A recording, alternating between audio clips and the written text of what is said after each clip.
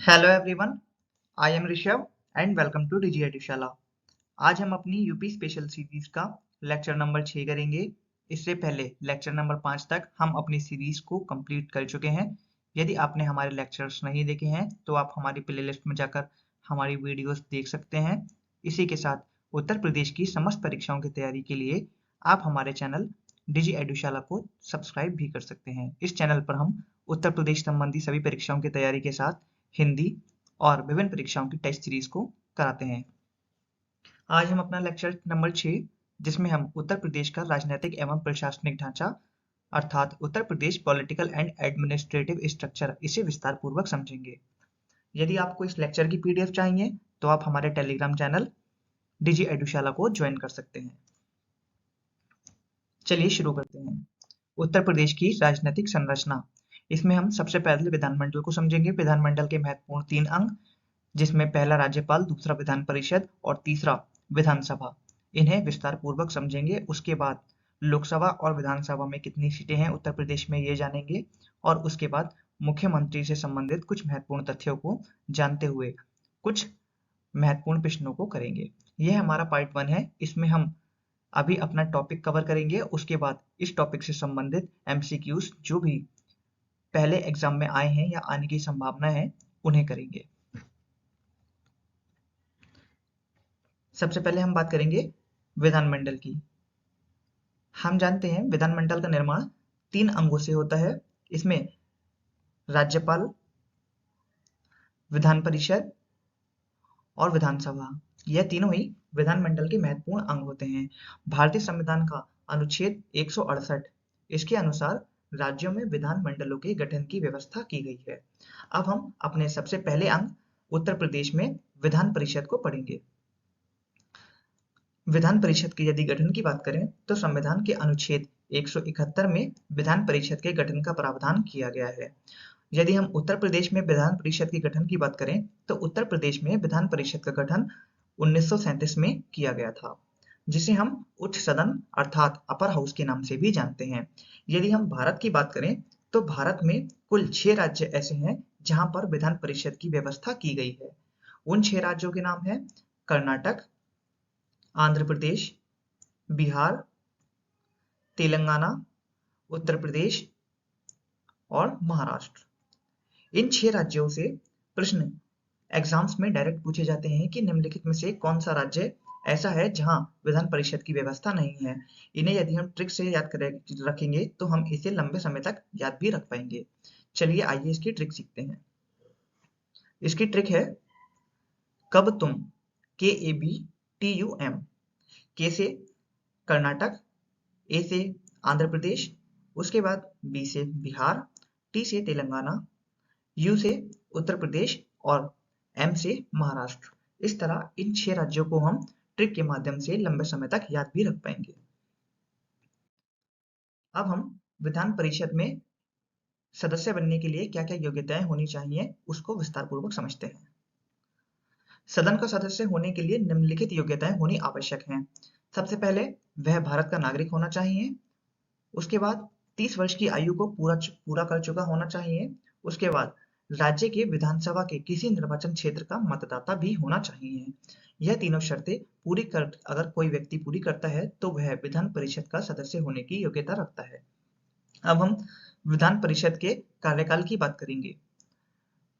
प्रत्येक सदस्य का कार्यकाल 6 वर्ष का होता है और 1/3 सदस्य प्रति 2 वर्ष के बाद सेवानिवृत्त हो जाते हैं। यह एक स्थायी सदन होता है और कभी भी भंग नहीं किया जा सकता है। यह हमारे अनुच्छेद 172 के 2 में वर्णित है।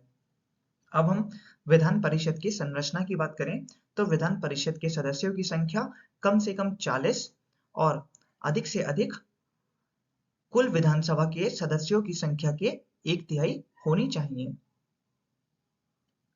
अब हम उत्तर प्रदेश के विधान परिषद सदस्यों की कुल संख्या की बात करें तो उत्तर प्रदेश में विधान परिषद सदस्यों की कुल संख्या जो कि 100 है। नेक्स्ट है, अभी हमने अपने एक महत्वपूर्ण अंग विधान परिषद को विस्तार पूर्वक समझा है। अब हम दूसरे महत्वपूर्ण अंग उत्तर प्रदेश में विधानसभा को विस्तार पूर्वक समझते हैं। उत्तर प्रदेश विधानसभा, राज्य विधानमंडल का लोकप्रिय सदन कहलाता है यह, क्योंकि इसके सदस्यों का चुनाव जनता द्वारा सीधे प्रत्यक्ष रूप से होता है। साथ ही इसे निम्न सदन अर्थात लोअर हाउस के नाम से भी जाना जाता है। यदि हम विधानसभा की संरचना की बात करें तो भारतीय संविधान के अनुच्छेद 170 के अनुसार विधानसभा में कम से कम 60 सदस्य और अधिकतम सदस्यों की संख्या जो कि 500 तक हो सकती है। यदि हम वर्तमान में उत्तर प्रदेश में विधानसभा सदस्यों की कुल संख्या की बात करें तो इस समय उत्तर प्रदेश में यह संख्या 403 है। इसके अलावा यदि हम महत्वपूर्ण बिंदु के बारे में जानें तो आप लोग सभी जानते हैं कि 9 नवंबर सन 2000 इस दिन उत्तर प्रदेश के 13 जिलों को मिलाकर एक नया राज्य उत्तराखंड का गठन किया गया था। उत्तराखंड के गठन से पूर्व प्रदेश की कुल विधानसभा सीटों की संख्या उस समय 425 हुआ करती थी।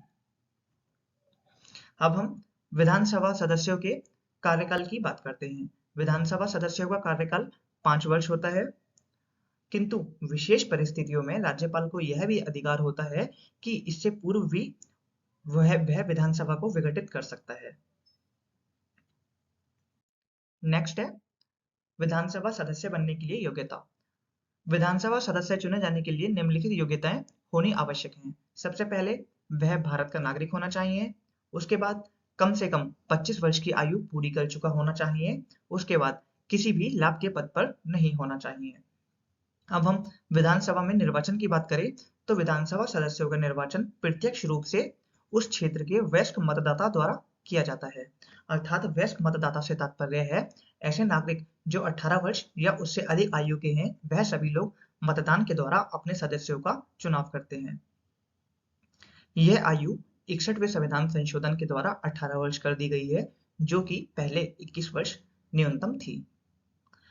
विधानसभा में एक अध्यक्ष और एक उपाध्यक्ष का प्रावधान भी अनुच्छेद 178 के अनुसार किया गया है।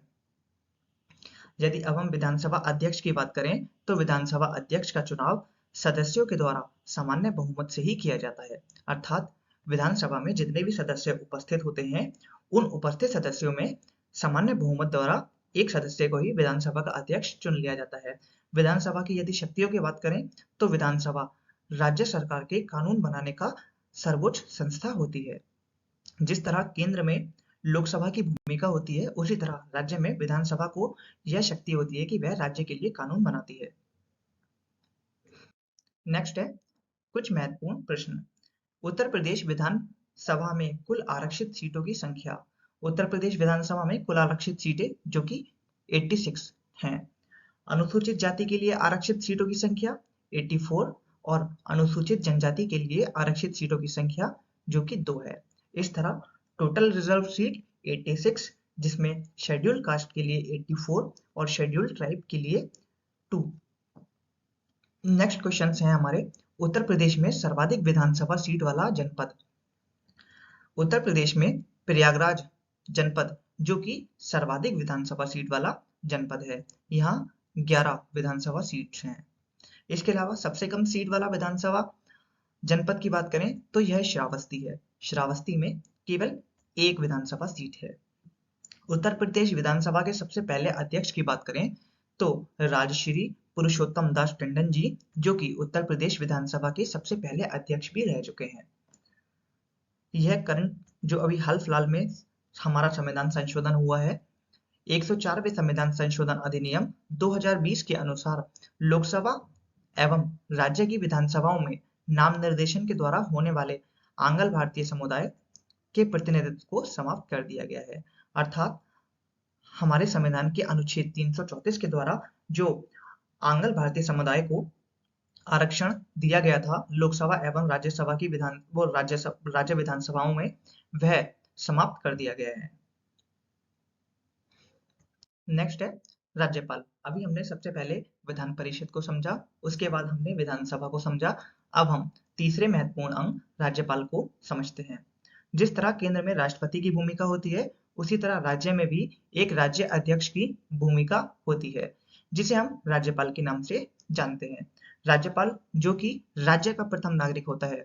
जिस तरह राष्ट्रपति जो कि केंद्र में भारत का प्रथम नागरिक माना जाता है, वैसे ही राज्यपाल, जो कि राज्य का प्रथम नागरिक होता है, राज्यपाल संवैधानिक प्रमुख भी होता है। यदि हम अनुच्छेद 153 की बात करें, तो अनुच्छेद 153 के अनुसार प्रत्येक राज्य के लिए एक राज्यपाल की व्यवस्था की गई है। अब राज्यपाल बनने के लिए योग्यता की बात करें, तो अनुच्छेद 157 के अनुसार प्रत्येक राज्य के लिए निम्नलिखित योग्यताएं होना आवश्यक हैं। प्रत्येक राज्यपाल बनने के लिए निम्नलिखित योग्यताएं होना आवश्यक हैं। सबसे पहले वह भारत का नागरिक होना चाहिए। उसके बाद न्यूनतम 35 वर्ष की आयु को वह पूरा कर चुका होना चाहिए। उसके बाद राज्यपाल संसद या विधानसभा का सदस्य नहीं होना चाहिए, और उसके बाद वह किसी लाभ के पद पर भी नहीं होना चाहिए। अभी हमने सबसे पहले पढ़ा था विधान परिषद का सदस्य बनने के लिए न्यूनतम आयु जो कि 30 वर्ष होनी चाहिए। उसके बाद हमने पढ़ा विधानसभा का सदस्य बनने के लिए न्यूनतम आयु जो कि 25 वर्ष होनी चाहिए, और अब राज्यपाल बनने के लिए न्यूनतम आयु जो कि 35 वर्ष होनी चाहिए। राज्यपाल की नियुक्ति राष्ट्रपति के द्वारा की जाती है। यह हमारे संविधान के अनुच्छेद 155 के अनुसार बताया गया है कि राज्यपाल की नियुक्ति राष्ट्रपति के द्वारा की जाती है। राज्यपाल की शपथ राज्य के उच्च न्यायालय के मुख्य न्यायाधीश के द्वारा राज्यपाल को शपथ दिलाई जाती है। जिस तरह राष्ट्रपति को शपथ उच्चतम न्यायालय के मुख्य न्यायाधीश दिलाता है, उसी तरह राज्य में उच्च न्यायालय के मुख्य न्यायाधीश के द्वारा राज्यपाल को शपथ दिलाई जाती है। यदि राज्यपाल की पदावधि की बात करें, तो इनकी पदावधि 5 वर्ष होती है, लेकिन यह राष्ट्रपति के प्रसाद पर्यंत तक अपने पद पर बने रहते हैं। अब हम उत्तर प्रदेश की लोकसभा एवं राज्यसभा सीटों को जानते हैं। उत्तर प्रदेश में लोकसभा सीटों की संख्या जो कि कुल 80 है, जो देश में सर्वाधिक भी है। इसके अलावा उत्तर प्रदेश में लोकसभा में 17 सीटें जो कि अनुसूचित जाति के लिए आरक्षित हैं, वहीं अनुसूचित जनजाति के लिए कोई भी सीट आरक्षित नहीं की गई है। प्रदेश में राज्यसभा सीटों की संख्या जो कि कुल 31 है, अर्थात उत्तर प्रदेश में 31 सीटें राज्यसभा में हैं। मतदाताओं की दृष्टि से सबसे बड़ा संसदीय क्षेत्र की बात करें, तो उत्तर प्रदेश में सबसे बड़ा संसदीय क्षेत्र जो कि गाजियाबाद है, वहीं उत्तर प्रदेश का सबसे छोटा संसदीय क्षेत्र जो कि बाघ है।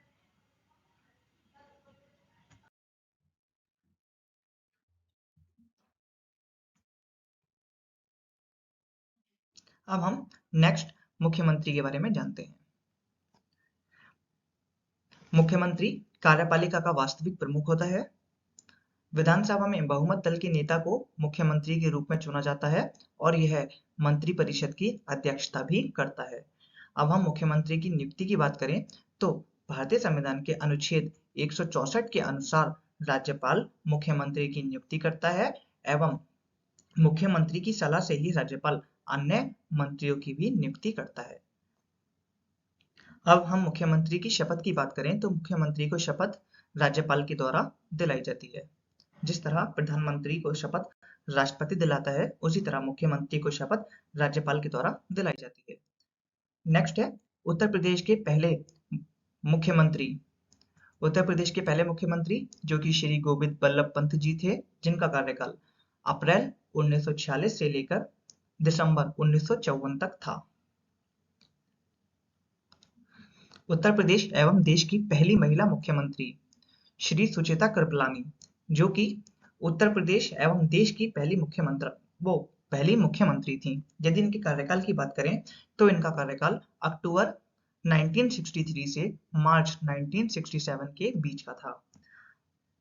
उत्तर प्रदेश में सर्वाधिक 4 बार मुख्यमंत्री पद पर बनी रहने वाली जो कि सुश्री मायावती थी। यह लगातार 4 बार तक उत्तर प्रदेश के मुख्यमंत्री के रूप में चुनी गई हैं, 4 बार। उत्तर प्रदेश के सबसे युवा मुख्यमंत्री की बात करें, तो उत्तर प्रदेश के सबसे युवा मुख्यमंत्री जो कि अखिलेश यादव हैं, इनका कार्यकाल 15 मार्च सन 2012 से 19 मार्च सन 2017 के बीच था। नेक्स्ट है नारायण दत्त तिवारी। नारायण दत्त तिवारी यह उत्तर प्रदेश और उत्तराखंड दोनों ही राज्यों के मुख्यमंत्री पद पर कार्यरत रह चुके हैं। उत्तर प्रदेश के 2 मुख्यमंत्री जो कि भारत के प्रधानमंत्री भी बने थे, उसमें है पहले चौधरी चरण सिंह और दूसरे हैं विश्वनाथ प्रताप। नेक्स्ट है उत्तर प्रदेश के ऐसे मुख्यमंत्री जिनका कार्यकाल तीन बार रहा है। पहले हैं चंद्रभानु गुप्त, दूसरे हैं नारायण दत्त तिवारी और तीसरे हैं मुलायम सिंह यादव। यह तीनों ही व्यक्ति उत्तर प्रदेश के ऐसे मुख्यमंत्री थे जिनका कार्यकाल 3 बार रहा है।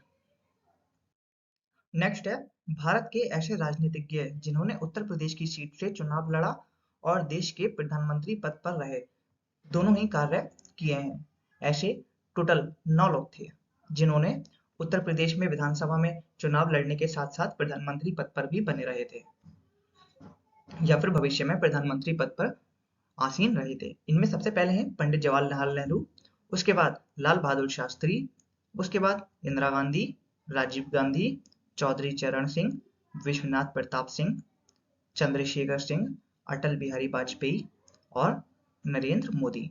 यह 9 लोग उत्तर प्रदेश की सीट से चुनाव लड़ा और देश के प्रधानमंत्री भी रहे हैं। पंडित जवाहरलाल नेहरू, लाल बहादुर शास्त्री, इंदिरा गांधी, राजीव गांधी, चौधरी चरण सिंह, विश्वनाथ प्रताप सिंह, चंद्रशेखर सिंह, अटल बिहारी वाजपेयी और नरेंद्र मोदी। इस तरह हमारा लेक्चर कंप्लीट होता है और अब हम अपने पार्ट 2 में इससे संबंधित या उत्तर प्रदेश के जितने भी राजनीतिक एवं प्रशासनिक व्यवस्था से संबंधित एमसीक्यूज हैं जो कि या तो परीक्षा में आए हैं या आने की संभावनाएं हैं, उन्हें करने का प्रयास करेंगे। आप हमारा लेक्चर 2 देखना ना भूलिए। धन्यवाद।